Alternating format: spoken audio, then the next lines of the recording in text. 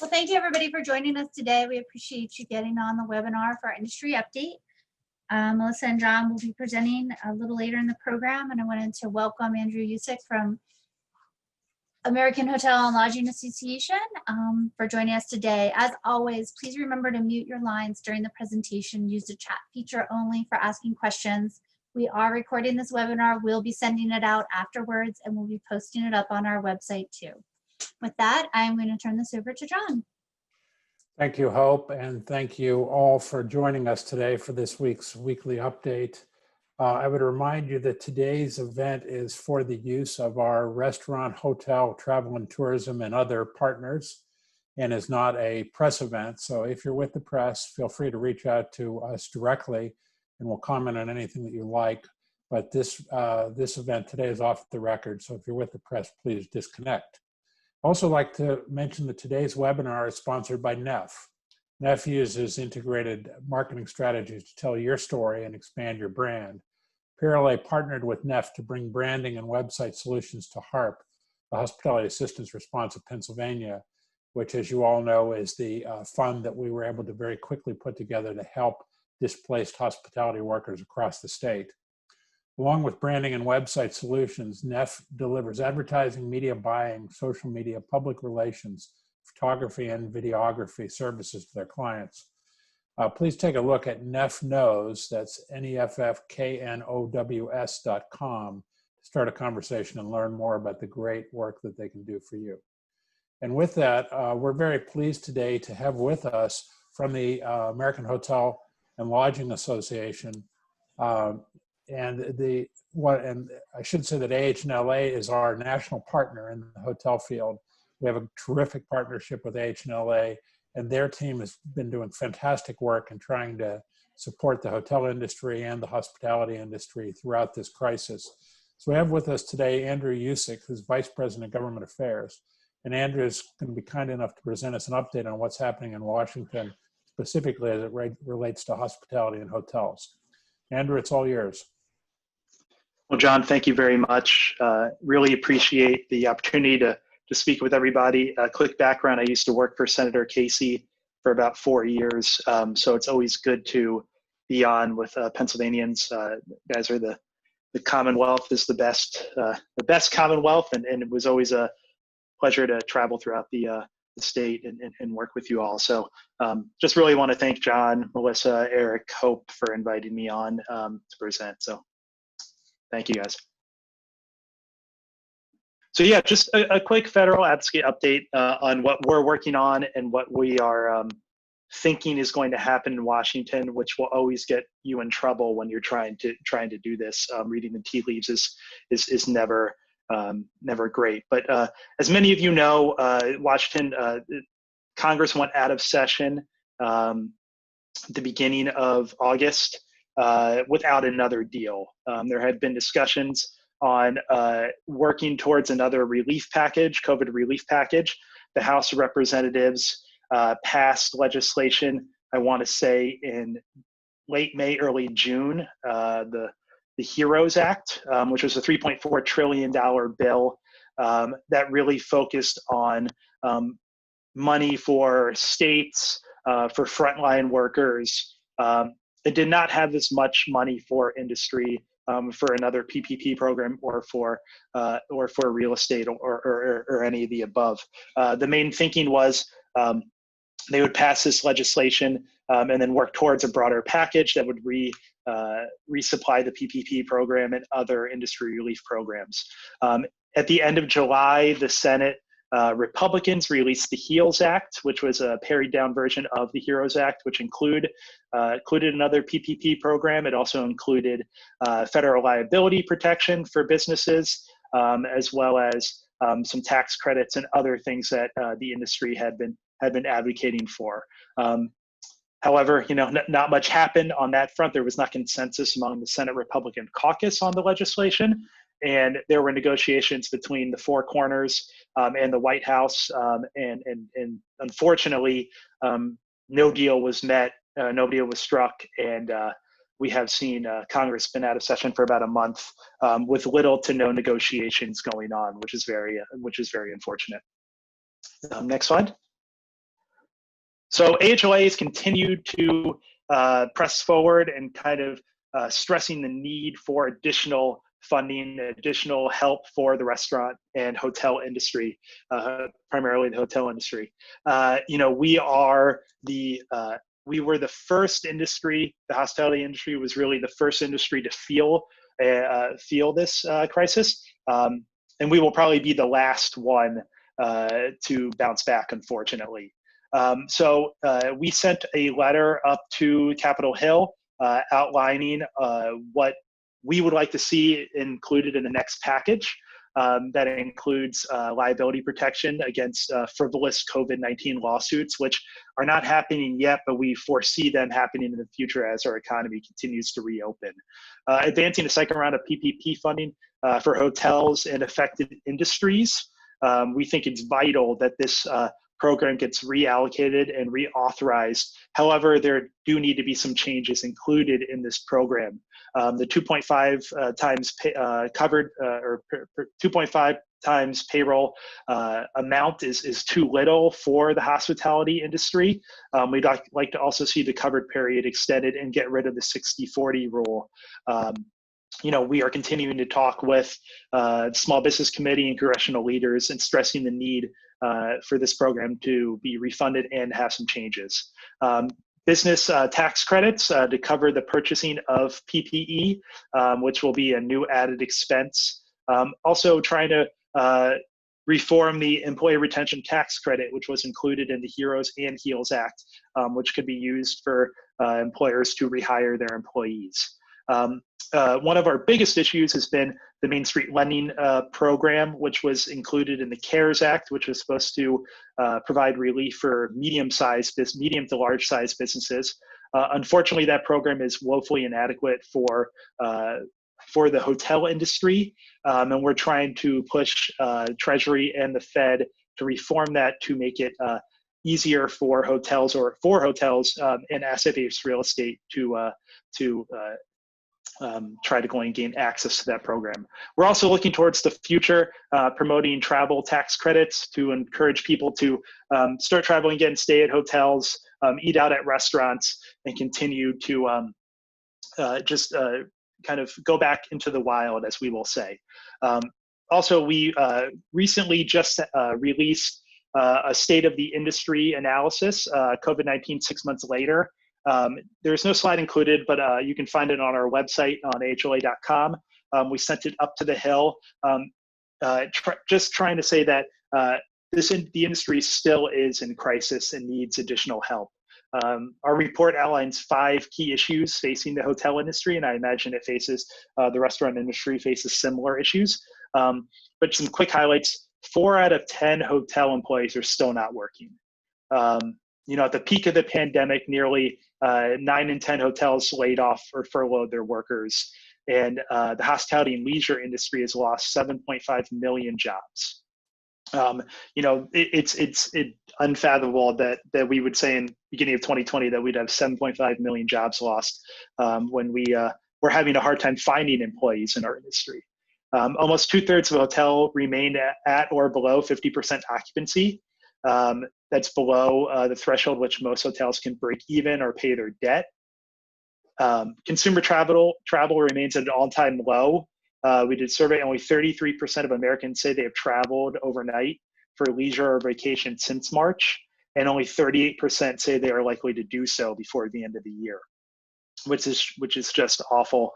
Most hotels should have had occupancy way up right before the end of summer, right before school goes back.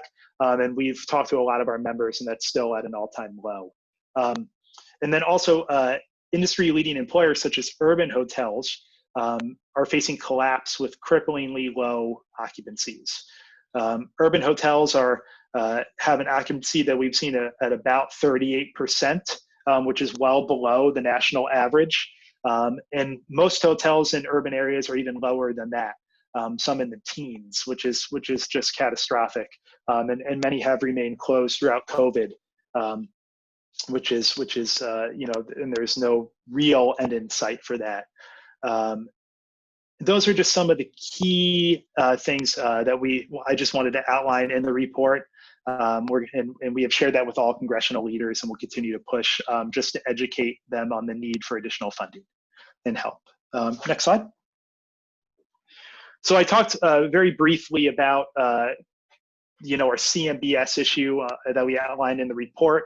But one of the main things we are focused on is sounding the alarm on Capitol Hill about commercial debt and the need for commercial debt relief, which our hoteliers have been unable to get so far.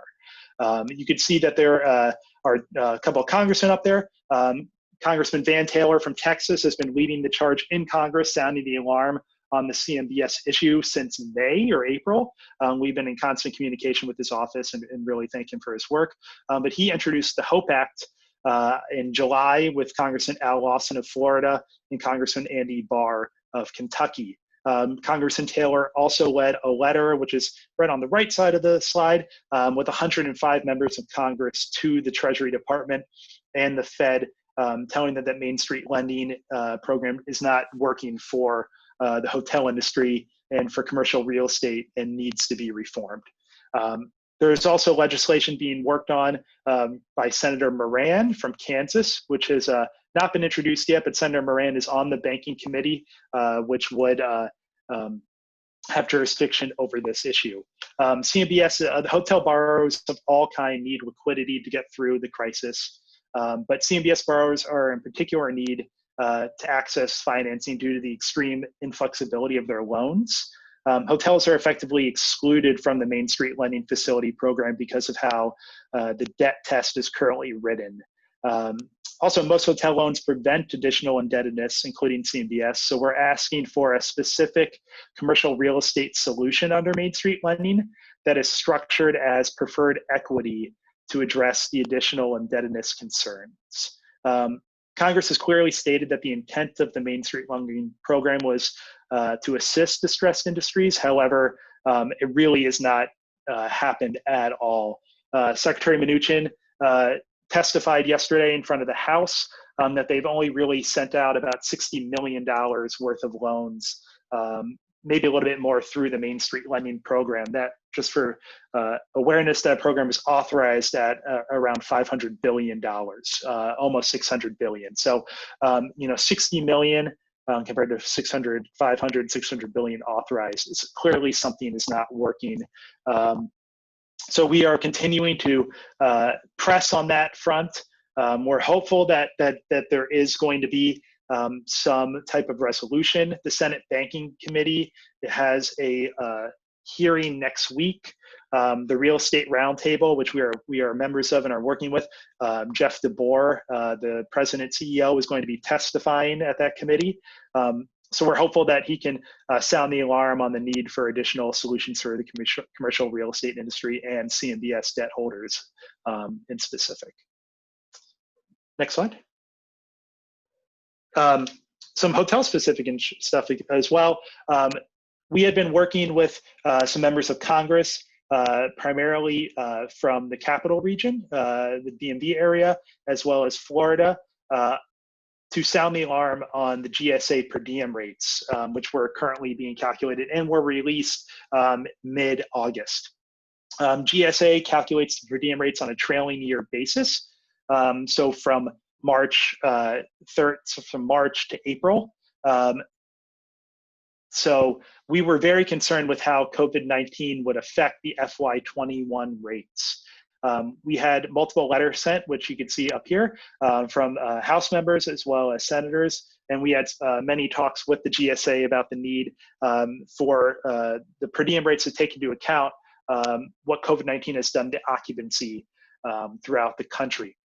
GSA, to their credit, kind of listened to us, listened to the members of Congress, and reformed the way that the per diem rates were calculated, effectively having the same per diem FY21 per diem rate as FY 2020. Those rates are set at average $151 throughout the country. There are 96 for lodging, 55 for meals, and I believe there are about 319 unique rates throughout the country. So many hotels that you own or in certain areas may actually see their per diem rate go up this year, which is great. We know that federal government travel is very important to the industry, and it's incredibly important that the industry does not have artificially low rates for FY21, because those will be used to help calculate the FY22 rates, which we know are going to be way worse than FY21 because they take into account the worst months that COVID-19 has affected the industry. The GSA rates are also seen as a guide for other industries when they're trying to negotiate group rates. So it was very important that we would have our FY21 rates set without being artificially low. So that was a really good outcome. And then we're already working on FY22, trying to convey the importance of setting strong FY22 rates through the GSA and having congressional involvement. So that was something that was these rates will go into effect October 1st, the beginning of the fiscal year, FY21 fiscal year. If you have any questions, just feel free to reach out to John or PRLA or AHLA about that as well. Also wanted to give another non-COVID related update that I think will affect both the hotel and restaurant industry. Something that's been going on for over a year and a half right now. So music licensing is incredibly important. Many of you know that you have to get licenses through performing rights organizations, and the two largest ones, ASCAP and BMI, are currently undergoing a consent decree review through the Antitrust Division of the Department of Justice. This review has been ongoing for over a year. We were expecting a decision one way or the other at the beginning of the first quarter of 2020. However, with COVID-19 and its impacts, that decision has been postponed, we think indefinitely. But HLA, as well as the National Restaurant Association, are part of the MIC Coalition on the bottom left, the little microphone, the Music Innovation Consumers Coalition, with other Main Street business organizations, as well as tech companies and industry associations, advocating for the need for these consent decrees to stay in place. They're incredibly important to give the certainty to businesses that they have access to these performing rights organizations and to get the right to perform music at their venue. Hotels, restaurants really don't make any money off these licenses. They just add to the environment and of the hotel, of the restaurant. So making sure that they are kept in place is incredibly important. AHLA is also working to help try to negotiate a template license through ASCAP that can be available to all our members, and we are also working with some of the other PROs, GMR and CSAC, to try to work on similar licenses. No such luck yet, but we're working on behalf of our members to try to get those in place. There was a hearing go back 1 second, just the music licensing. One more thing, they had a forum in the middle of August, Department of Justice, about the consent decree review with ASCAP and BMI. The National Association of Bars, I'm forgetting the name, but the bars testified on behalf of the hospitality industry about the importance. The MIC Coalition, which AHLA and NRA signed the letter, submitted comments talking about the need for these consent decrees to stay in place. So we will continue to update our members and PRLA if anything does change, but we do not expect DOJ to rule one way or the other on these consent decrees before the end of the year. Next slide. So now I think we kind of focused or covered what we have been talking about on the Hill with COVID-19 recovery, but we're also looking forward to after the election what will happen. A lot could change between now and November 3rd. There could be drastic changes in labor, taxes, financial services, trade, foreign relation, and big tech. AHLA is very much focused on all these issues. There is still a lot of discussion on the Hill talking about big tech and antitrust and how Google, Facebook, Twitter, Expedia, Priceline all play with the hotel bookings. There's going to be some need on the tax front to go and get certainty for their industries, whether their tax extender legislation that may happen during the lame duck, as well as getting more information on the getting some more information on the payroll tax deferral plan, that executive order that President Trump put out. So we're all very much focused on what may happen going forward after the election, what may change come January 2021. We'll be continuing to update PRLA and putting out some more forward-looking material to all our members come September and October. But just rest assured, we are very much focused on what may happen with another Trump administration, or if Vice President Biden wins come November, what may happen there. But that's kind of a federal update. John, we don't really have much more going on than that, but we have our plate full. But we really appreciate you giving us the time to update your members and working with PRLA on kind of advocating for all these issues. Well, thank you very much, Andrew. As I mentioned earlier, we have a great partnership with H&LA, and appreciate the good work that you're doing on the front lines down there in Washington. We know how frustrating that can get, and you keep going after it regardless of what happens. So thank you for that, and thanks for being with us today. I don't see any questions at this point in time. Maybe one from Bob Raffetto about music licensing. If you can see that one, Andrew, you may or may not have a response to that. Bob says the music licensing is years out of date. Why, again, should those consent decree not be replaced with something that fits our modern times? I've heard it should be replaced to everyone's benefit. Sure, yeah. We're worried that they're going to be scrapped completely, that they won't be, and if we don't really believe that if they get scrapped completely, that Congress will be able to come together to kind of try to find a new new legislation that would fix everything. They passed the Music Modernization Act in 2018, which helped with mechanical rights, so like the printing of CDs or stuff like that. But we're really unclear about what Congress would do with performing rights.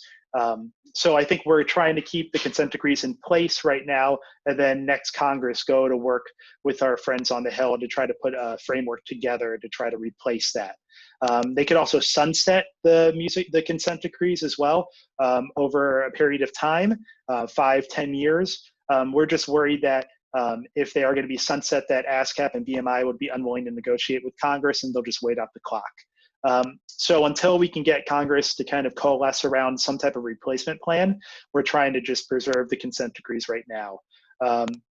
We've seen what happens with GMR and CSAC operating the wild, wild west. I think a lot of your members have probably heard from GMR right now, trying to negotiate some type of agreement to. So we're kind of worried that if these consent decrees go away, that the expenses from BMI, ASCAP will go way up, since they do have the largest catalog of music by far. So Bob, happy to answer any other questions about that, but that's kind of our thinking right now.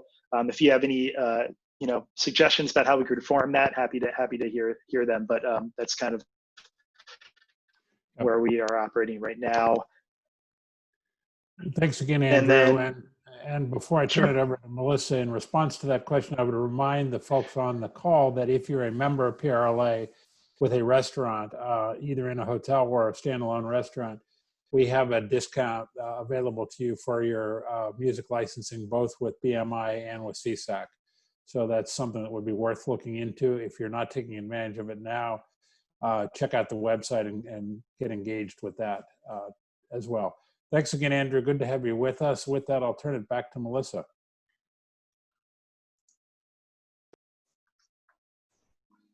Hi, everyone. Welcome back. Some updates, not as many as I would love to offer you today, but the House has returned to session this week, and they had a long day yesterday. They weren't even, usually they like to ease in and kind of chit chat and show off their new haircuts for their first day back after summer break, but they jumped right into election reform yesterday, which was really the talk of the town in terms of making changes for the fall election. There was a bill that was amended, pretty much party line, 108 to 94. One Republican voted with the Democrats, Representative Todd Stevens. But the hope here, of course, is to streamline the election process for everybody that needs to vote in the fall, and also streamline the mail-in ballot process, allow you to access them earlier, but also having to turn them in earlier, so we're not waiting weeks after the election, as we kind of ran into in June for the primary, to get things in. Another big part of that are those boxes that you were originally able to drop off your ballots, and if you didn't want to mail them in, those would be eliminated in this legislation. So a big debate yesterday in the House in terms of election reform, and that bill will pass the House finally today and go over to the Senate for consideration. So I do think we're going to have an election reform bill over probably by next week to the governor, and then we'll see what he decides to do about it, which is always a 50-50 shot on everything right now. PRLA priorities review and movement. We have had 7 roundtables so far, literally over the past week, and they couldn't have gone, and I don't want to say any better, because we shouldn't even have to have them, because the industry shouldn't be suffering as much as it is, but we're having them. And the response from legislators could not have gone any better so far. So for those of you who haven't had your roundtable yet, it's a lot of pressure. I want to keep up the momentum. Our bills are going to start moving next week. That's the plan, and the focus is going to be on our reopening bills, our increasing capacity to 50% for indoors or social distancing, following CDC guidelines, allowing bar service, and eliminating the meal requirement are all going to be part of a bill that's supposed to be moving out of the Senate Law and Justice Committee next week. In addition to some of those liquor changes we've discussed, eliminating renewal fees for 1 year. Currently, the LCB has once again allow you not to have to renew your license right now, but they expect you to pay it at some point. So those bills are going to start moving next week, and we have meetings also next week to start discussing some of those CARES Act funding packages that we're looking at. I can tell you on the grant programs that we're pushing, it's not going to be easy, and I warned all of you about this before. Is part of the federal negotiations, which Andrew, thank you again for doing a great job of covering. Part of the deal might be to allow states to use their unused CARES Act funding to fill a budget deficit. So as I mentioned before, when you have Republicans that don't want to raise taxes, especially at a time when businesses are decimated and people are generally decimated, they're looking at preserving as much of that CARES Act funding as they possibly can in terms of using it to balance the budget. So we will be having meetings next week with appropriations staff to figure out a path forward in terms of getting those grant programs that are part of our priorities. But the roundtables, as I said, broad bipartisan support. We have had phenomenal turnout on these roundtables. Our Western chapter was our biggest yesterday. I think we had about 70 people on that call. The House did go into session, or we would have had even more House members, but even those members of the House that were in session took some time to jump on the call to voice their support for the industry. And again, it was a bipartisan response. Our priorities, I know some people are saying, let's do a constitutional amendment change, let's sue the governor. All of those are great ideas, but won't get us reopened any faster. I've never seen a lawsuit get settled in less than, well, what did it take for me in Pittsburgh? 4 years to figure that one out. So our priorities right now really are to get us reopened, and it's working because they are planning to move those bills in the Senate next week, and that's the earliest they could ever possibly move our bills. So thank you for everybody who has participated. We have a few more roundtables that are coming up. Northeastern, Central, and Bucksmont are tomorrow. I will be sending reminders to legislators today who haven't RSVP'd. I will say Northeast, which is our Pocono region, I think we have almost representation from every legislator from that region right now. So they really, like I said, Republicans, Democrats, they are paying attention and they want to hear from us. So while I think John and I are a little sleep deprived, and I never will want to do another Zoom call again once this is all over, they really are going well. And it's all thanks to your help and your advocacy and just telling your story. We need to move the needle here. We need to show the governor that we are safe and we can reopen. And it seems like the legislature is fully behind us to do that. So we do have the chapter map up here again for the regions. So if you are in a region that has not had its roundtable yet, please consider signing up.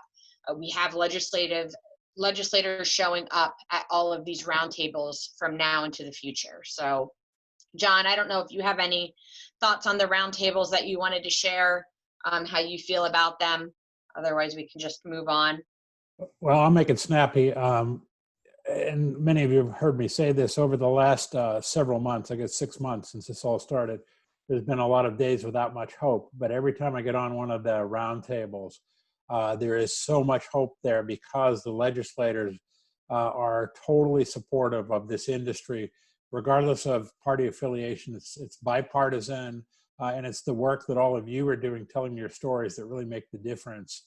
I believe that the pressure on both sides of the aisle is going to be so intense, we're going to get Pennsylvania back where it needs to be, and hopefully we'll do it in short order. So with that, Melissa, I'll turn it back to you. Great job to the PRLA team in pulling these together so quickly, and to all of you for participating. Can't thank you enough for that.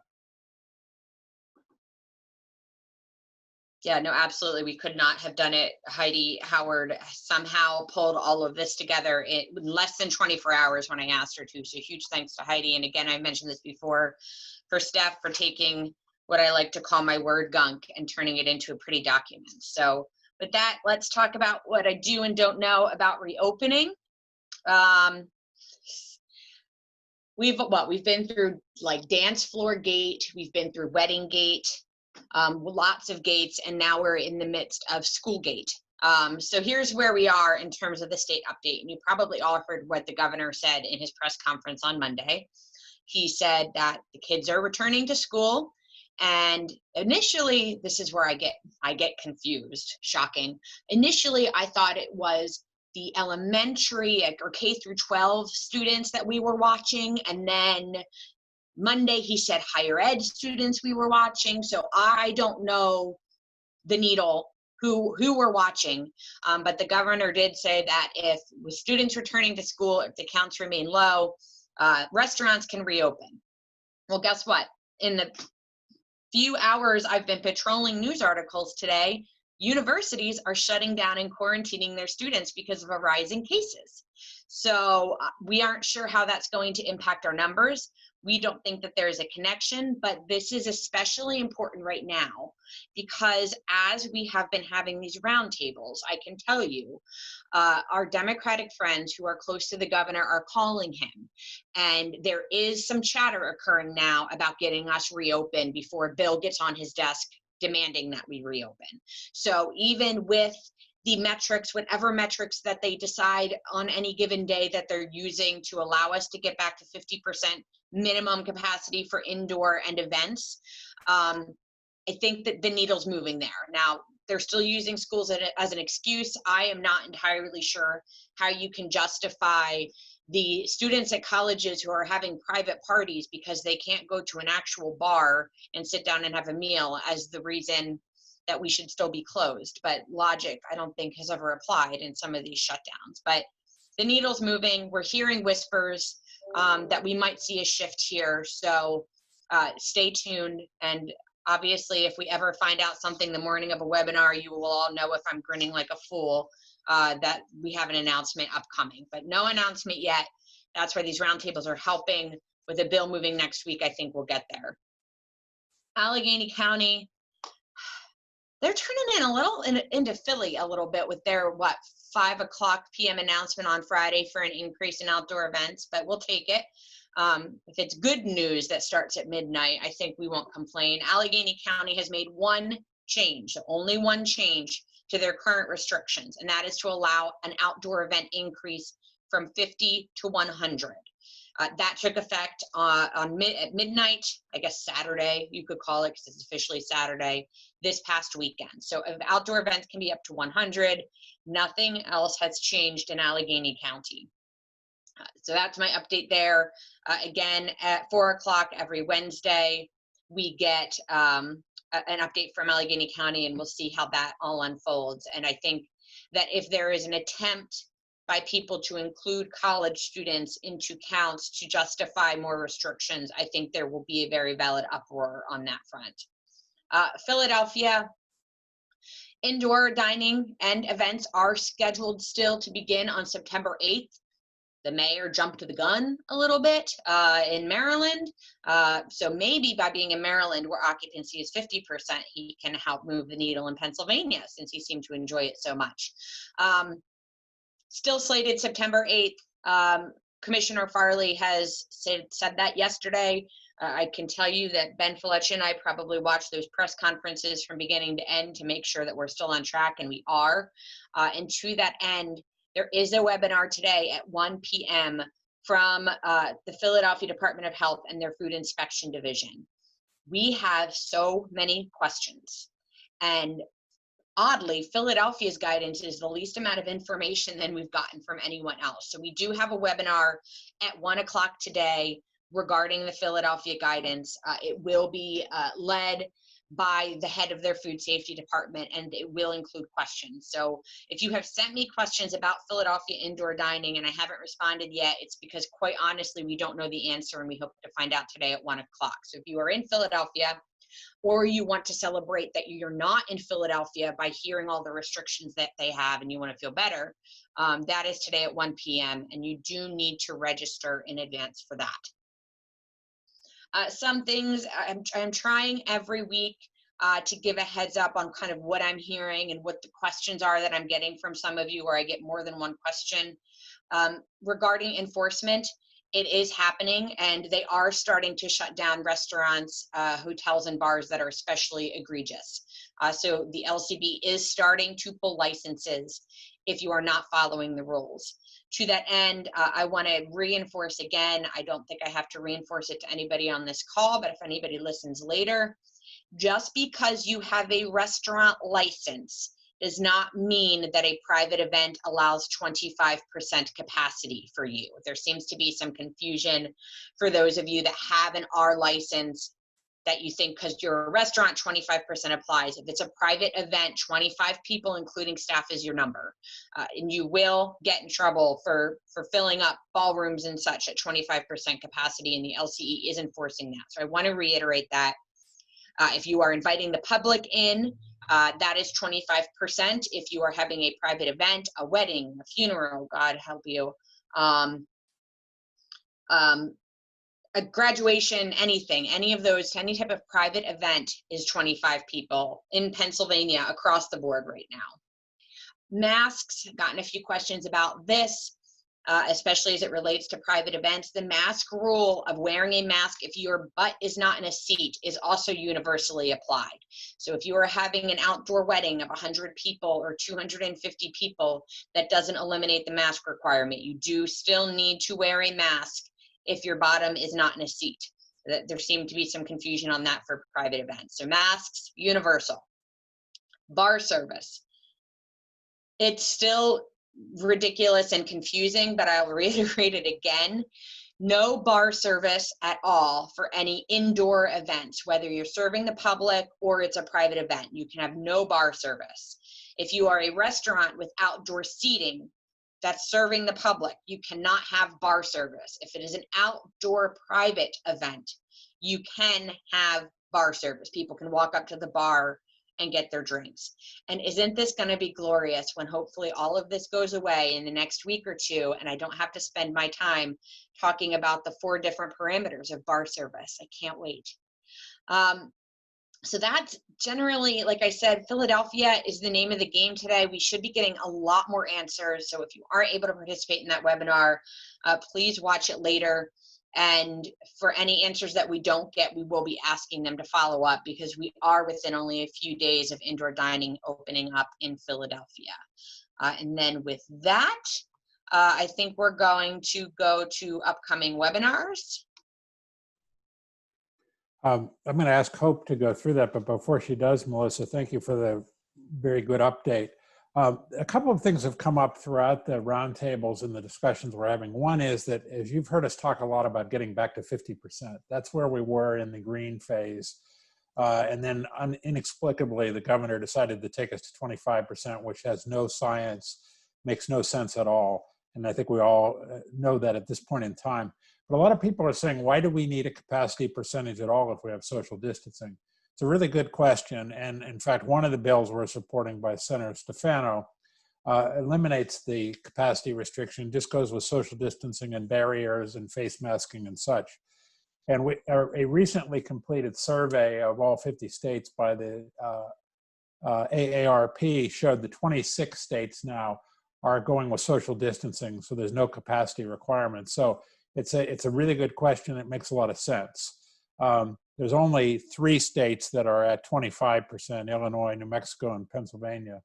And California is the only one that's more restrictive, which has 0 right now. They're closed indoors.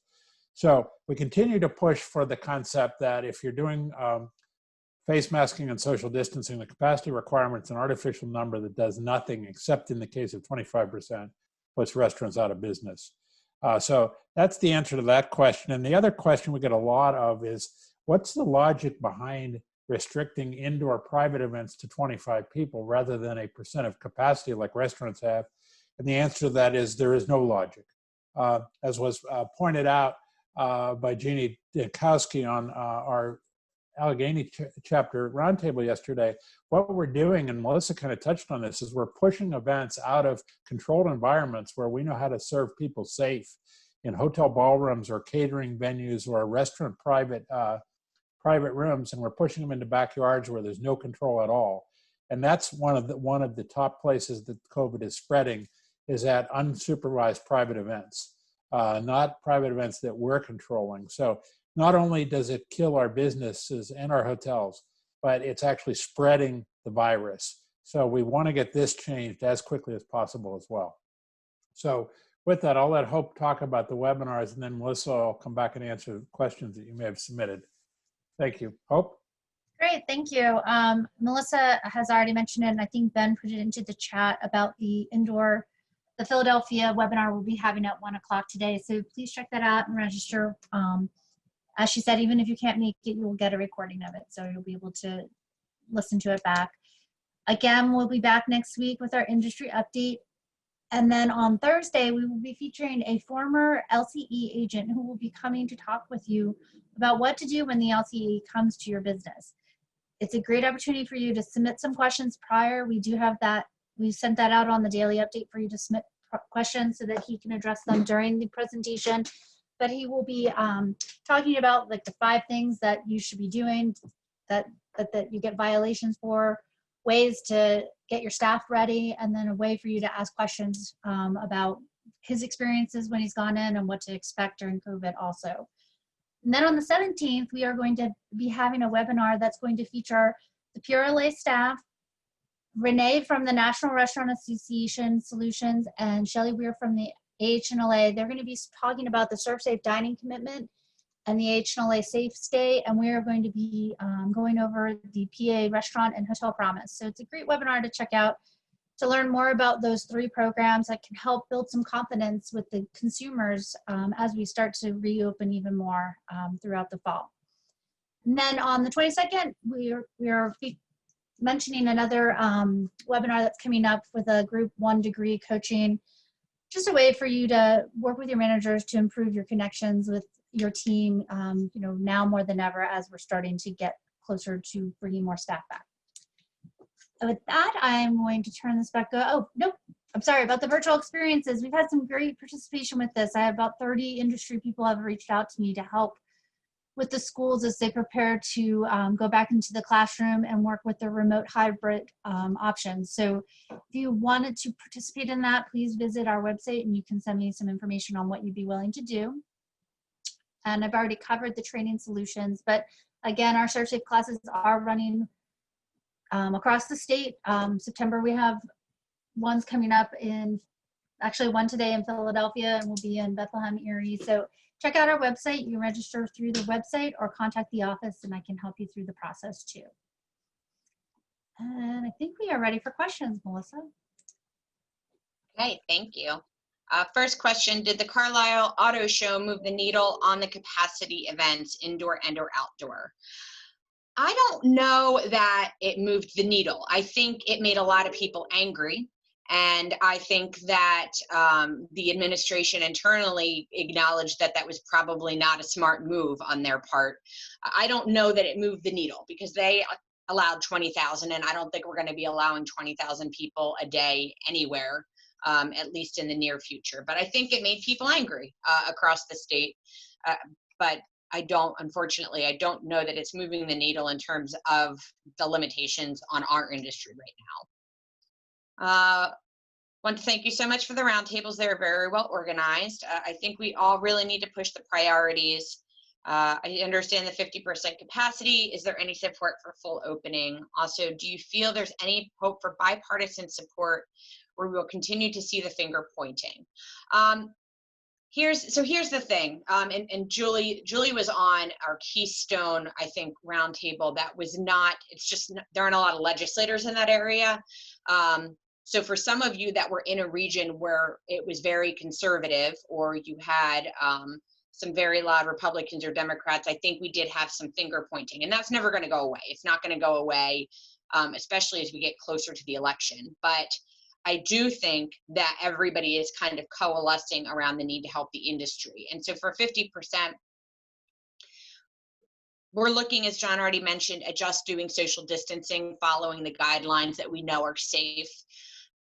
We could move a bill, to be honest, that says we are allowed to open 100%, but I'm going to lose my Democrats, and then I'm not veto proof. So we really are being thoughtful in terms of this. And I know we joke, and now it's not even a joke, that when we were at 50%, we were angry, and now we've pined for the days of being at 50%. So I think we are going to get there, but for the immediate need to get you all in a better place as it starts getting colder, I think we are in the right place. And there's always going to be little barbs that are going to come from the Republicans to the Democrats and the Democrats to the Republicans, but it's more or less on historical votes, not PRLA's package of bills, which I think really says something. We have 69 and rising at Penn State, and they're preparing to close down the State College area school district. Yeah, this is, Schoolgate is gonna, we're keeping a very close eye on this, and I don't know if, nerd alert, because I watch too many press conferences. Another thing that I wish they wouldn't change is that if somebody gets COVID, it's tied back to their home address. So if you're a student at a university and you are from Alabama, technically that would count towards Alabama. So now they don't even know exactly how many cases are happening in Pennsylvania, because they now need to try and capture the tests that are coming from students that aren't listing the university as their home address. So this is, I think, going to be another very dramatic issue that is going, that if it's not handled right, and it looks like it's not being handled right now, that's going to draw a lot of negative press to the governor and the health department. What is the current statewide restriction on outdoor dining at restaurants? i.e., is there a 50% capacity on outdoor dining? Also, how does the 250 people limit on outdoor events relate to outdoor dining areas being used for groups? So outdoor dining, serving the public, we're still at that 24 per 1,000, which is about 50% occupancy. So indoors 25%, outdoor remains at that 24 per 1,000 social distancing standard. So that is unchanged. The 250 people on outdoor events, if it is a group, 250 is your max. You can't have more than 250 anything outside. If you have seating for 500 people outside that's serving the public, I would still be worried about that. I would advise a 250 hard stop in terms of outdoor dining. But for serving the public, you're at 50%, and 250 is your all in total.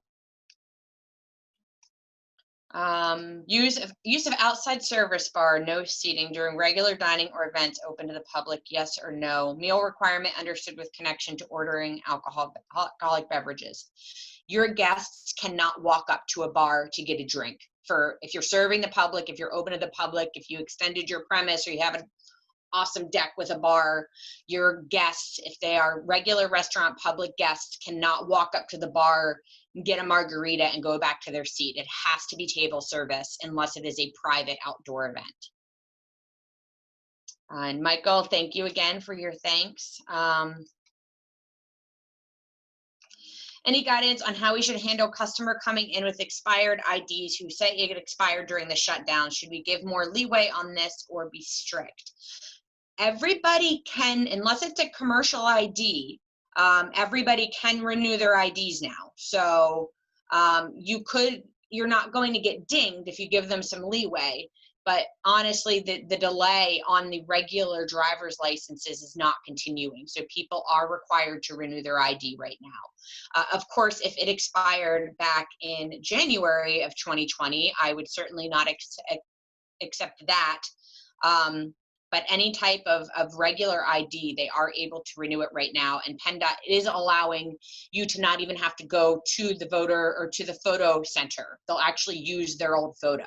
So there shouldn't be really all that much of people coming in with an expired ID at this point in time, because PennDOT has made it easier in terms of renewing.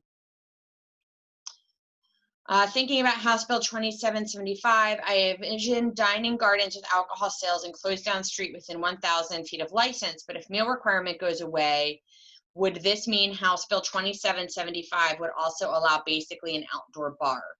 That bill is going to be changed to not allow any type of bars or anything to be set up in a non-contiguous area. So if somebody is going down a side street to a parking lot, you could not set up a bar in that area. That's going to be clarified when the bill moves. So the alcohol, the food, the preparation would all have to come from the restaurant and be carried by the guest or the server to their seat in the non-contiguous area.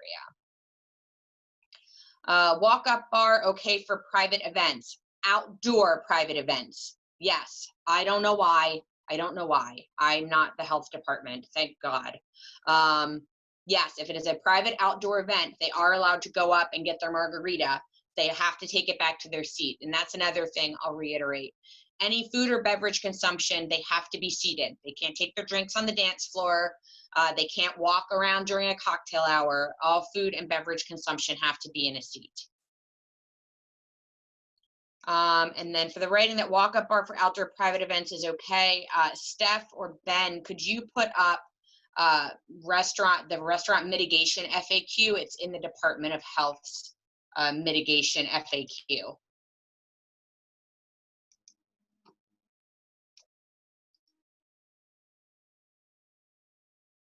And actually, I might even be able to bring it up faster just because I'm on that page every single day.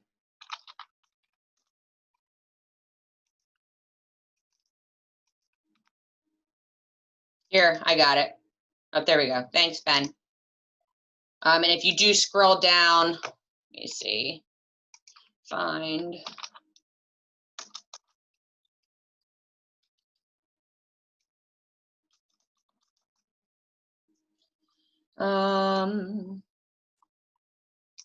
You got to scroll down a little bit.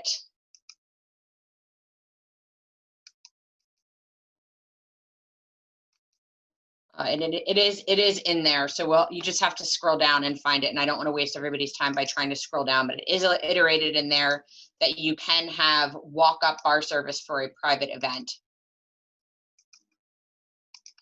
And then let's see, another question, just to clarify once more, indoor restaurants dining will be able to take place with 25% capacity September 8th. Then that can exceed 25 people. Is that right? Even though private events has max capacity of 25 people. Susan, I can tell you how Pennsylvania looks at it, but I can't speak to Philadelphia. So it's going to be worth a clarifying question for Philadelphia. How Pennsylvania works is that restaurants that are serving the public, they can operate at 25%. If it's a private event, let's say a rehearsal dinner, it's 25 people, including staff for that private event. You can't use the 25% occupancy to increase that 25 number for a private event. That's how the state works. I assume Philadelphia is going to work the same way, but that is probably one of many questions that are going to get asked on the webinar at 1 o'clock today. Yes, thank you, Steph. So for outdoor weddings and similar outdoor private events, attendees may be served alcohol at a bar, but must have an available seat where a meal is being served. So there you go. Does House Bill 2775 limit size or occupancy of premise extension of non-contiguous? Right now, it's going to fall under the guidance that's for restaurants right now. So it would be 20 per 1,000 or social distancing. So there's not a limit outside of the CDC or state guidance in terms of, it's just an extension of the same rules that apply to your restaurant or your facility as if you were having an event at your restaurant or facility. And this might be the first time in weeks that I have wrapped up before noon. You guys are being gentle today. Hey, Melissa, there was one question at the very beginning that I think got skipped over from Bob about federal grant programs and PA grant programs. Are they still open?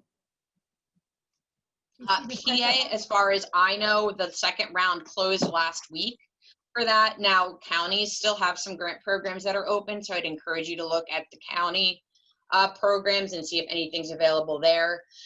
Federal, I know the Main Street Business Program is out there. I don't think Andrew's on anymore. Federal, there's not a lot of options right now in terms of federal, and it's outside of the Main Street program, which has been such a pain for everybody that it actually needs the next federal bill to address it. So state, I'm not aware of any that you would be eligible for, but check with the counties because I know some of their grant programs are still open. And there might be another round for the state in the future. They just haven't announced it yet. Melissa, you probably saw also, but we got an offline email message from one of our followers about the 25 people for private events or discrete events, as the governor likes to call them, and 25% capacity for indoor dining and restaurants. And people are still confused by it. There's a good reason why you're confused. It makes no sense. There's no logic behind it at all. But if it's technically a private event, one group in there that can't exceed 25 people, but a restaurant can have 25% of capacity. Hopefully this is one of the things that will get cleared up in the not too distant future. So, you know, we're really sorry about that. It's a terrible rule for many reasons I talked about earlier, but that's what we're living with right now.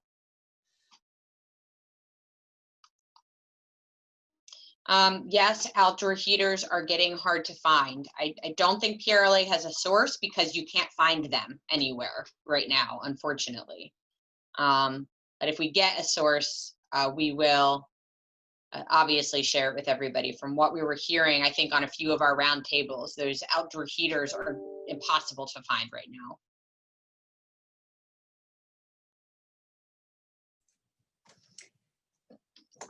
Well, with that, I think we'll end our webinar because Melissa has another webinar and a board meeting today, like the rest of us. So we're going to be very busy with webinars.